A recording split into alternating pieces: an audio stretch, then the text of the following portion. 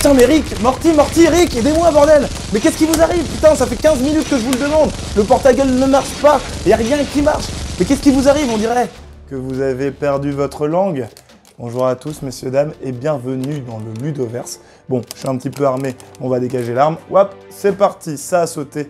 On est là pour parler tout simplement de l'avenir de Rick et Morty, au vu des choses qui ont été annoncées par rapport notamment à leur co-créateur Justin Roiland, qui doublait notamment les deux personnages que sont donc Rick et Morty. Et donc c'est pour ça que je disais au début, voilà, je vous explique ma blague, ça montre qu'elle n'était pas drôle, c'est pour ça que je disais qu'ils avaient perdu leur langue, parce que le doubleur ayant été viré de la série, on peut dire que c'est assez chaud pour l'avenir de Rick et Morty. Mais dans cette vidéo-là, on va essayer de décrypter tout ça. Je vais vous expliquer qu'est-ce qui s'est passé avec Justin Roiland, donc je le rappelle, co-créateur, et quel sera l'avenir de la série pour les prochaines saisons, enfin, prochaine saison s'il y en aura. Donc voilà, j'espère que vous êtes confortablement installés dans votre vaisseau spatial, que vous avez bien mis votre ceinture et que vous n'utilisez pas à fond le portal gun, parce que dans la dernière saison, on n'avait pas de quoi l'alimenter, et mieux vaut éviter de tomber à court de ressources. Bref, installez-vous bien, car c'est parti! Petite explication bien entendu, qui est Justin Roiland? Eh bien, pour revenir à l'histoire de la création de la série qu'est Rick et Morty, donc série d'animation en mode science-fiction, grosse parodie de retour vers le futur, on peut le dire.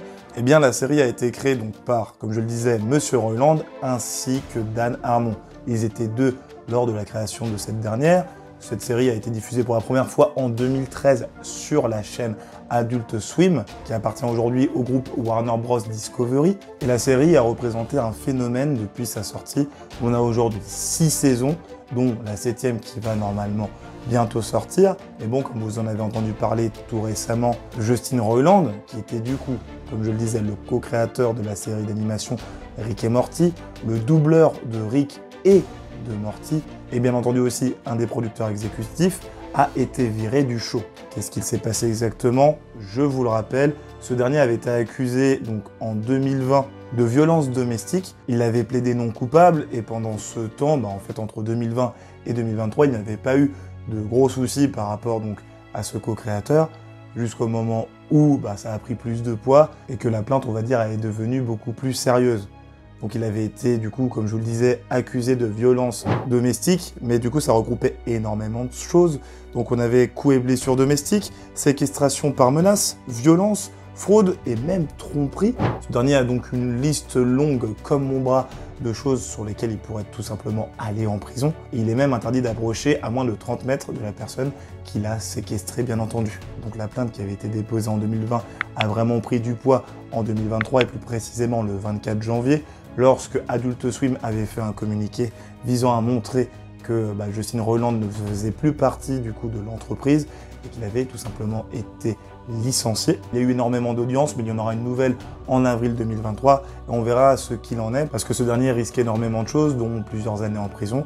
Enfin bon, on verra ce que cela donne en avril. Mais s'il n'y avait eu que ça, donc s'il n'y avait eu, entre grands guillemets, que les accusations de 2020, eh bien on pourrait se dire que Justin Roiland n'a que ces squelettes-là dans ses placards. Au final, ce n'est pas du tout le cas. Comme je vous le disais en début de vidéo, ce dernier travaille depuis 2013 sur la série Rick et Morty, mais il s'avère que depuis la saison 2, et notamment du coup 2015, si on peut remonter jusque-là, eh bien il y a eu de grands problèmes entre lui et le second co-créateur de la série, qui est donc Dan Harmon.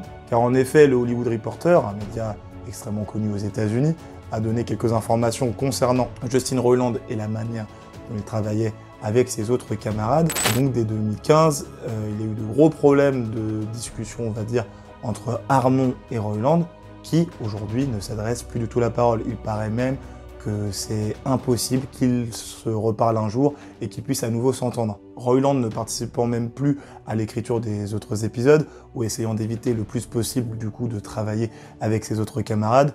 Même lorsqu'il se rendait dans les salles d'écriture, il essayait d'aller en bout de table pour justement éviter d'avoir tout contact avec ses collègues. Au-delà de ça, ça lui arrivait de faire visiter les locaux aux fans, du coup sans forcément avoir d'autorisation, et même d'en harceler certains via les réseaux sociaux ou d'avoir des discussions un petit peu, trop descriptives par rapport à ses relations sexuelles avec ses collègues. Donc par rapport à ce qu'il aimait, je vous passe les détails, évitons de nous faire ban sur YouTube. Un gars extrêmement dérangé au vu de tout ce qu'il a fait. Après, on peut aussi se dire qu'il a pris la grosse tête se sentant protégé par son statut de, du coup, co-showrunner, si on peut appeler ça comme ça, vu qu'il ne participait plus à grand-chose après la saison 2, mais c'était surtout grâce à sa voix qui doublait les deux personnages qui étaient Rick et Morty, qu'on peut se dire que le gars était tout simplement en mode bah quoi qu'il fasse, ils pourront pas me virer, je suis le doubleur des personnages emblématiques, bah du coup les personnages principaux de la série, ils ne pourront rien me faire, sauf que mon coco, la justice triomphe toujours. Bon, peut-être pas toujours, mais bref. Du coup, bien entendu, suite à ces accusations, il a été aussi viré d'autres projets, notamment de 2 séries sur lesquelles il travaillait, qui sont du coup aussi des séries d'animation, donc Koala Man et Solar Opposites. Et je peux vous dire, on n'est pas prêt de le revoir à l'écriture ou au doublage d'autres personnages de sitôt. Surtout s'il va en prison. Enfin bon, mystère à boule de gomme. Après, j'ai l'impression que même, enfin je ne vais pas faire d'accusations sans savoir, mais il s'avère que Dan Harmon, donc l'autre co-créateur, avait été aussi accusé d'harcèlement sexuel. Il n'a pas eu de soucis pour l'instant, il reste showrunner, mais qui sait, peut-être dans quelques années, ce dernier sera aussi sous les feux des projecteurs comme Roiland. À suivre, à suivre, à suivre. Mais avec tout ça, vous devez vous demander pour Rick et Morty, qu'est-ce que cela va donner? Il faut savoir qu'il y avait eu une commande de 70 épisodes qui avait été faite en 2018, et cette dernière est toujours en cours, c'est-à-dire que là, entre-temps, il y a eu des saisons qui sont sorties, et il reste encore 40 épisodes à livrer. Donc on peut se dire déjà qu'il va rester encore 4 saisons à Rick et Morty minimum avant que cette dernière ne se clôture. La saison 7 étant d'ailleurs déjà en production, et devrait, peut-être si on a de la chance, sortir cette année. À suivre. Concernant les voix de Rick et Morty, donc les voix emblématiques, eh bien, ils vont tout simplement, comme vous vous en doutez, être doublés par d'autres acteurs. À voir qui s'occupera du doublage. Il n'y a pas encore eu d'annonce officielle, donc on verra bien par la suite ce que cela donnera. D'ailleurs, vous verriez qui en doubleur de ces deux personnages? Parce que moi, bien entendu, je regarde en VO, et je ne sais pas si vous regardez en VF ou VO. En tout cas, pour ceux qui regardent en VF, il n'y aura pas de souci, ce qui est bien normal. Mais pour ceux qui regardent en VO, vous verriez qui, du coup, en doubleur? N'hésitez pas à me le dire. Dans les commentaires, bien sûr. Et clairement, par rapport au creux qu'on avait eu dans la saison 6, je trouve que c'était loin d'être la meilleure saison de Rick et Morty. Parce que bon, il se passait pas grand-chose, mais en fait, c'était une grosse saison, selon moi, qui teasait la suite, étant donné qu'on se concentrait un petit peu par-ci par-là sur Rick Prime, qui est du coup le personnage qui a tué notamment l'abbesse de ce Rick C-137, donc le Rick que nous suivons depuis normalement le premier épisode de la série. Et le Rick C-137 et le Morty que nous suivons aussi depuis le début de la série, comme vous vous en doutez, devraient partir en quête du Rick Prime pour l'éliminer. Ou peut-être le torturer, lui demander pourquoi il a fait tout ça, etc. Cela annonce encore beaucoup d'intrigues, j'espère que ce sera bien intéressant et qu'on reverra à nouveau le Evil Morty qui était très très cool. La fin de la saison 5, on s'en rappelle tous. Donc, à suivre ce que va nous proposer ici notre bon vieux Dan Harmon et son équipe de scénaristes. Enfin bon, Rick et Morty sera encore dans notre entourage pendant au moins 4 saisons. Donc voilà les guys, je vous ai expliqué quel était le problème avec Justin Roiland, le co-créateur. Je vous ai expliqué aussi comment ça peut être chaud pour la suite de la série. On sait qu'il y aura du coup encore 4 saisons, mais il est tout à fait possible que la série s'annule à un moment ou à un autre, ou qu'un renouvellement de commande d'épisodes n'arrive pas. Est-ce que vous pensez que Rick et Morty mérite encore d'être visionné si les voix ne sont plus les mêmes que celles qu'on a eu l'habitude d'avoir en VO? Dites-le moi dans les commentaires. Et puis bien entendu, si vous avez apprécié la vidéo, lâchez un like, abonnez-vous bien entendu, parce que cela permet de donner de la visibilité à la chaîne. Partagez surtout la vidéo, ce sera très cool aussi. Vous pouvez me suivre sur mes divers réseaux sociaux que sont Twitter, TikTok et Instagram.